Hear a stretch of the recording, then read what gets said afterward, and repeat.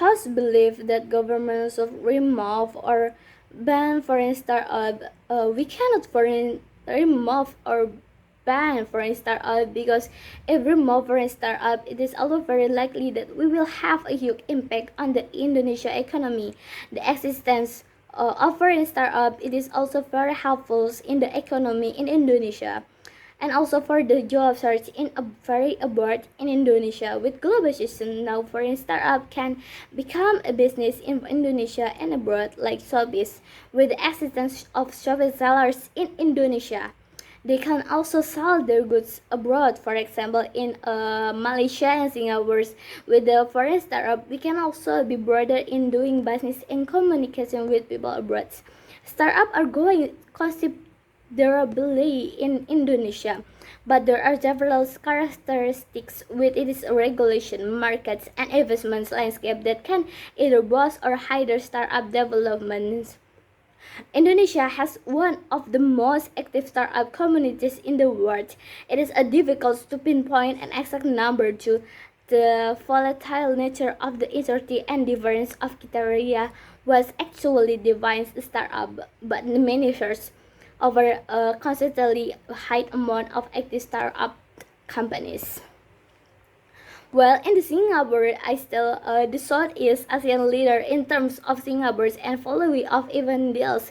Kasha Group predicts that Indonesia startups will spread in within the next 2 years. Behemoths like Expedia, Alibaba, and Tencent are pumping billions of dollars into Indonesia, trying to take a piece of the ever-growing pie. Easy access to device also means that 44% of Indonesia use the internet exclusively through mobile phones. Good news for people who want to start a new business through integrating mobile apps and sex platforms. The Indonesia President Joko Widodo has been very vocal in his belief that startups can greatly benefit economic growth, especially through facilitating small and medium enterprise. In the 2016, his administration promised to facilitate at least 1,000 digital startups with a total value of $10 billion to start a new business in Indonesia by 2020 through providing funding, community building, and regulatory support. About 66% of Indonesian citizens don't have bank accounts, and even fewer people know credit cards. It be challenge for the startup in Indonesia to financially access potential customers, especially in rural areas.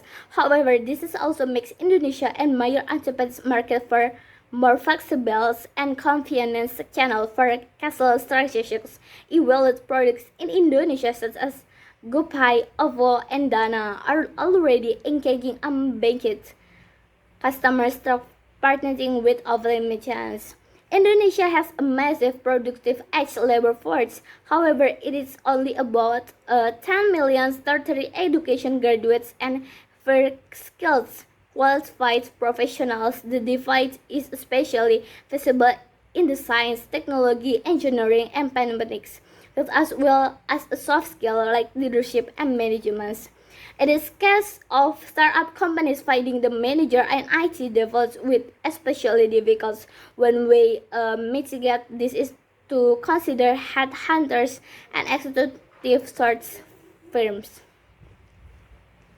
In the case of infrastructure, particularly transportation and technology, there are a large disparity between the westernmost island of Java and Sumatra and the rest of Indonesia.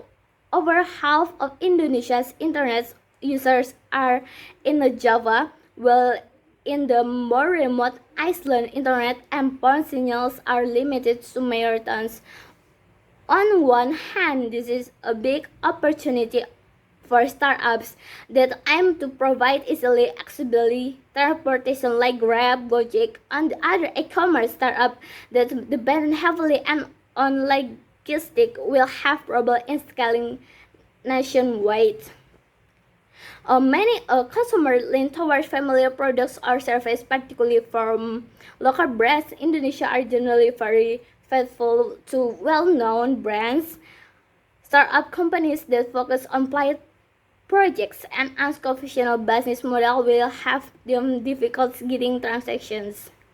Indonesia, in a particular, is a fascinating case because it has massive potential as one of the world's emerging economies.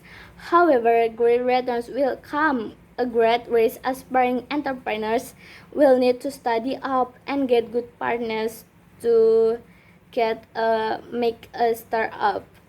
Thank you.